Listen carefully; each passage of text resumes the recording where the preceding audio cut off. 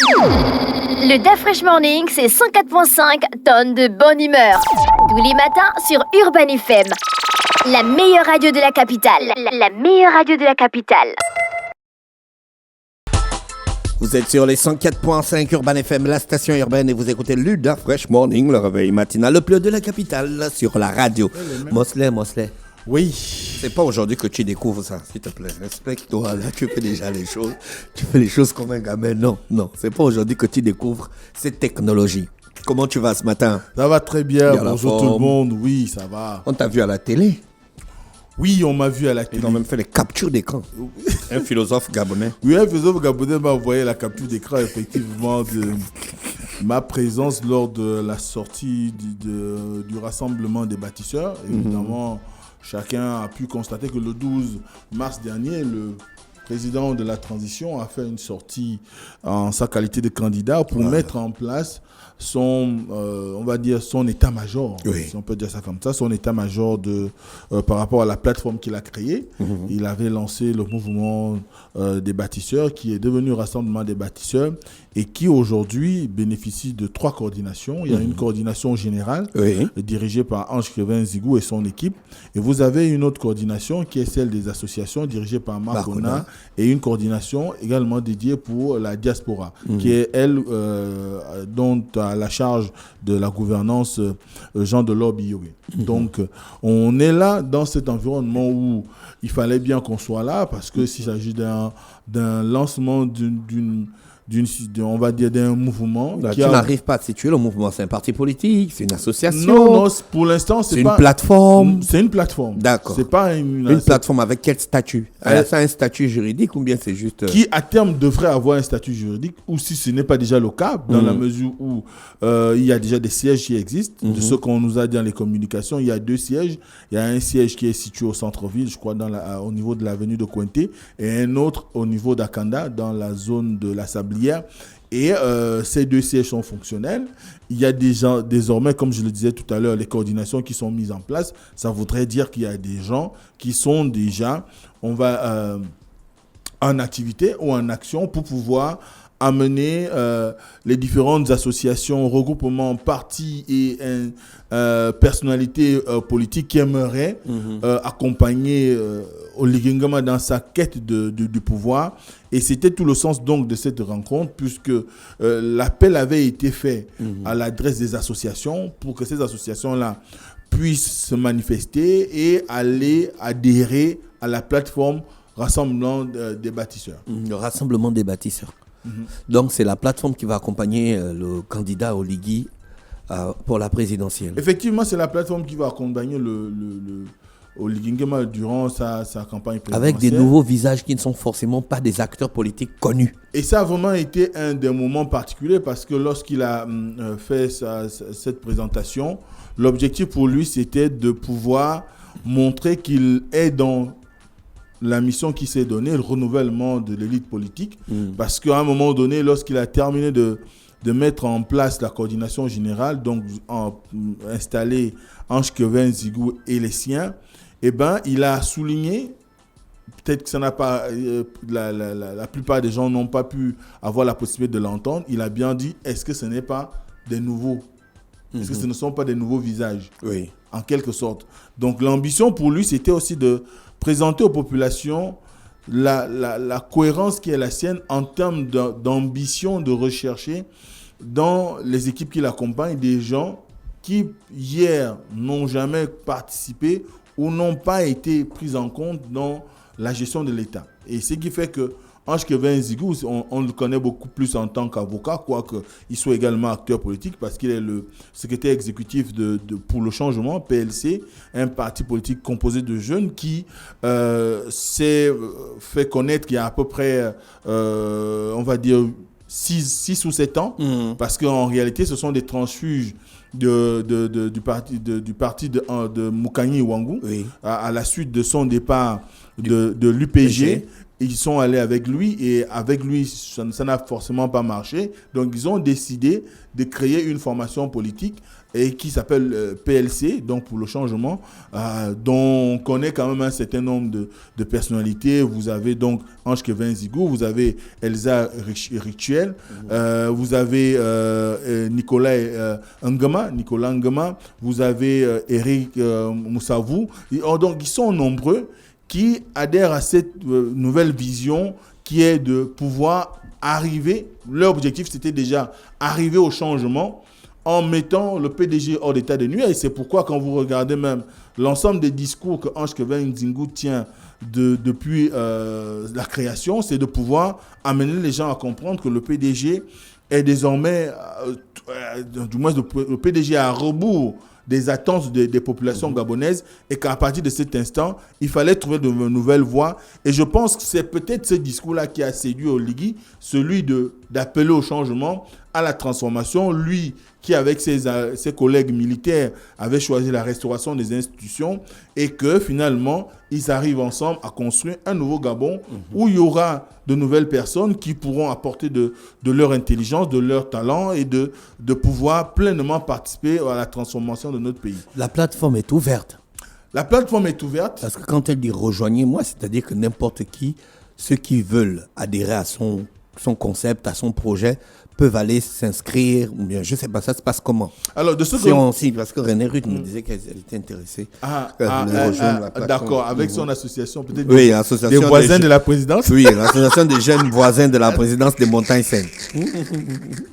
Toi, tu as pour secrétaire général? Non. Chargé de la communication? Non. Ou c'est carrément toi la présidente? C'est elle la présidente.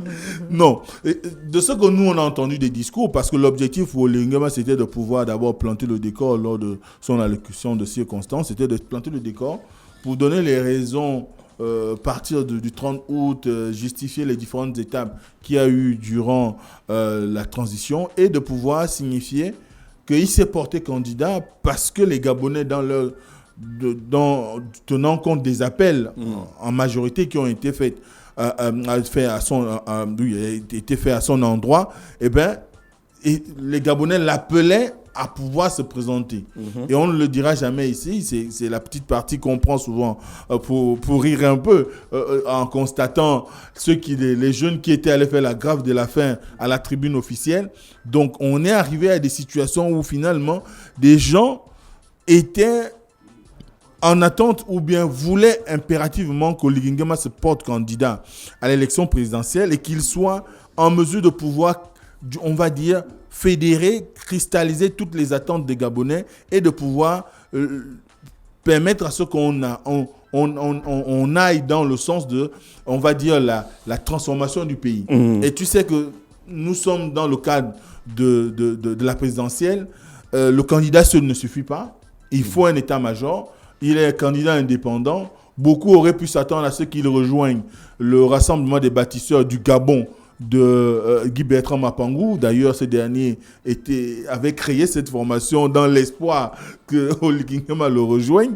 Ensuite, vous avez aussi Osimane qui a fait une mutation en partant de mouvement politique à un parti politique de plein pied, la pensée patriotique. Oui. Vous avez le Parti démocratique gabonais qui est à côté. Vous avez le RPM de Barreau Chambrier qui lui aussi voudrait continuer à travailler avec Oligui.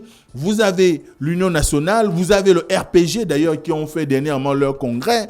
Vous avez beaucoup d'autres formations politiques, même au sein de Réagir, qui est un des derniers partis à être créé avant le début de la transition au Gabon. Eh bien, une des tendances, notamment la tendance d'Ongubian, devait organiser un point de presse aujourd'hui et je crois un congrès pour le week-end. L'objectif étant pour tous ces gens-là de pouvoir créer une synergie autour de la personne d'Oligui Nguema. Et on voit bien, on a aussi le parti de juge Luango Bouyo Meka qui est aussi dans les starting blocks pour pouvoir adhérer à cette plateforme. Donc, elle n'est pas fermée, de ce qu'il a dit. Sa plateforme n'est pas fermée. C'est une plateforme qui est dédiée à tous ceux qui ont voulu qu'il se porte candidat. Quoique, dans l'interprétation que nous avions eue par le passé du discours du 4 septembre 2023, qui était celui de dire « Nous allons organiser des élections démocratiques, transparentes et crédibles, et par la suite, nous remettrons le pouvoir au civil », Olingue m'a botté quand même en touche en disant que lui, dans l'esprit de ce discours, ce n'était pas de dire qu'il ne sera pas candidat. Il ne pouvait ne pas être candidat. Donc c'était pour pouvoir dire aux Gabonais que l'ambition pour le CTRI, c'est de pouvoir aller dans le discours de dire qu'on va retourner à l'ordre conditionnel, mais il n'avait pas dit que lui ne sera pas candidat, mais qu'à cela ne tienne, tous ceux qui aujourd'hui appellent à sa candidature, ont appelé à sa candidature, ont motivé un peu plus son intention, parce que parfois aussi, on a besoin de voir si, en réalité, il y a des gens au sein de la population qui vous suivent, qui ont besoin que vous vous présentiez à X ou Y élection, ou que vous soyez à leur côté. Et c'est ce qui a encore un peu plus galvanisé, c'est, on va dire, son ambition, et qui l'a mené à pouvoir se porter candidat. Et à partir de cet instant, il a appelé tous ceux qui ont manifesté un intérêt pour sa candidature à pouvoir le rejoindre pour qu'ensemble... Avec son mouvement. Oui. C'est pas une feinte de corps. Dans l'esprit, quand on analyse la création du Rassemblement des bâtisseurs, en réalité, c'est aussi un jeu de prudence. Mm-hmm. Parce qu'imaginez un seul instant le tollé qui aurait eu de voir au Ligui l'association dont il était président d'honneur devenir parti politique et être automatiquement président de cette formation politique. Bon, beaucoup de gens allaient quand même se dire, on rentre dans ce que Billy Minzi appelle la république des coquins, des parents et consanguins. Donc, à partir de cet instant, il y aurait eu moins d'engouement parce que les gens aujourd'hui ont de l'expérience des bongos dans l'immixion des bongos, de la famille bongo dans la gestion de l'État, a fait que les gens ont des réticences aujourd'hui pour pouvoir accepter que les membres de la famille du président soient amenés à pouvoir être convenablement autour de lui pour le soutenir, quoique la famille est toujours la première base. Peu importe ce que vous faites dans la vie, que vous soyez candidat à quoi que ce soit, que vous soyez dans la vie normale, le socle de vos attentes commence d'abord par la famille. Mais les gens voudraient avoir la famille pas en retrait, mais exister à côté de l'institutionnel pour éviter qu'il y ait une observation qui dirait que c'est aujourd'hui la famille qui commande tout, et tu connais le discours qu'il y a eu autour de Siman. Donc je pense que c'est pour éviter ce genre de situation qui pourrait être des situations conflictuelles ou antagonistes avec d'autres regroupements dont il est proche, eh bien, il a préféré aller en indépendant et permettre à ceux que ça soit les membres du Parti démocratique gabonais, que ça soit les membres de l'opposition d'hier, eh bien, que tous se fédèrent autour de lui. On peut prendre la galaxie de la majorité d'antan. Vous avez vu par exemple Jean Boniface Assélé et son directoire être reçu par le président de la transition. C'est parce qu'il a besoin de rassembler autour, de faire consensus et de pouvoir porter les attentes de toutes ces personnes qui croient en lui et qui espèrent qu'il sera le prochain président du Gabon. Merci Mosley. Autre chose en politique? En gros, toujours en politique, c'est que nous sommes toujours dans l'expectative, dans la mesure où le Parti démocratique gabonais a célébré son 12 mars. On en a déjà on en a parlé, sauf mercredi dernier. Le faste qui était attendu a été un faste quand même sobre, dans la mesure où jusqu'à aujourd'hui, nous cherchons des images de cette rencontre. Bon, on a comme l'impression que la dynamique d'antan qui était celle de pouvoir, après chaque événement, s'étaler dans la presse a quand même un peu diminué. En dehors de la coupure du gâteau, on n'a pas jusqu'à maintenant eu des images réellement fortes de cette célébration. Quoique, il y a quand même quelques aspects des discours qui ont été prononcés qui ont été un peu relayés, notamment en rapport avec le choix de leur candidat pour la présidentielle, qui est attendu pour le 19.